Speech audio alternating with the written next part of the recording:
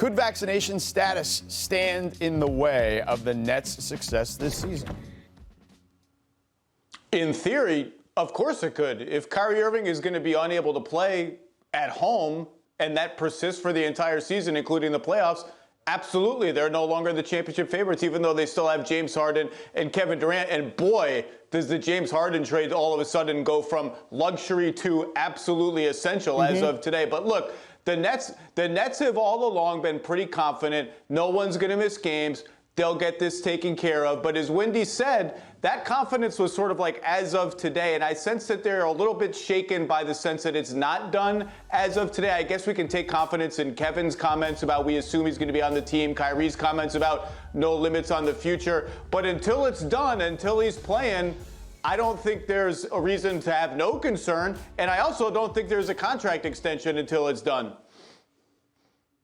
You know, what's interesting in the NFL, they went through this a couple of months ago when players were reporting to training camps. And I was speaking to an agent for an NBA player, for a lot of NBA players, whose agency also represents NFL players. And he said, you know, the NFL reframed this as accountability and availability. You're accountable to your team and you're available to your team. And I think what's happened in the NBA lately with the status of vaccinations is it has not been framed as accountability and availability to your team. It's been framed as is somebody going to make me do something? Is it a mandate that I don't feel comfortable with and I don't want to do it because it's not my choice? It's somebody making me do it. There needs to be a reframing of this in the NBA in order for these kinds of things to be settled like they have in the NFL, or it's going to be a storyline all year. It's one or the other. And I think with a team like the Nets that has championship aspirations, as Zach said, you can't look at this and say it's not going to affect them.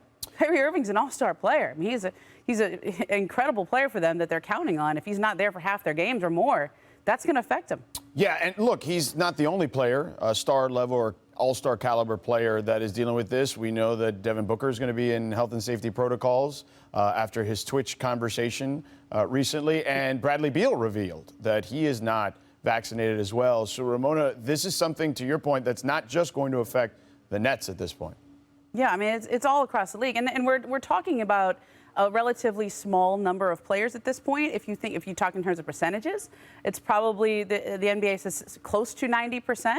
But the 10% that are not are going to be subject to, that are not vaccinated, are going to be subject to much stricter rules, and especially so in San Francisco and in New York. I think it will only get stricter across the country.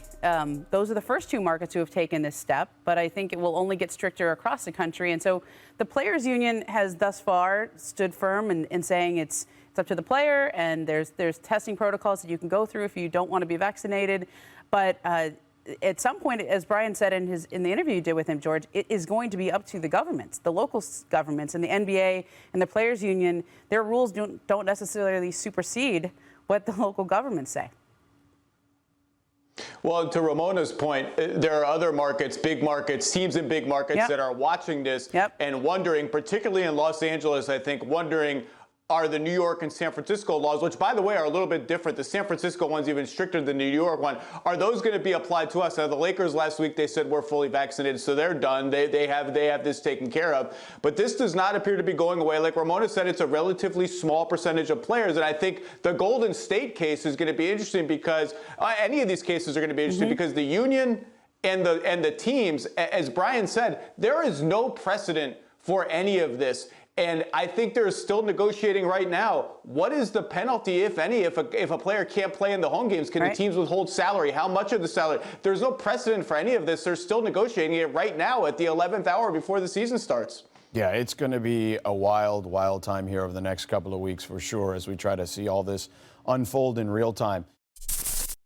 Thanks for watching ESPN on YouTube. For live streaming sports and premium content, subscribe to ESPN+.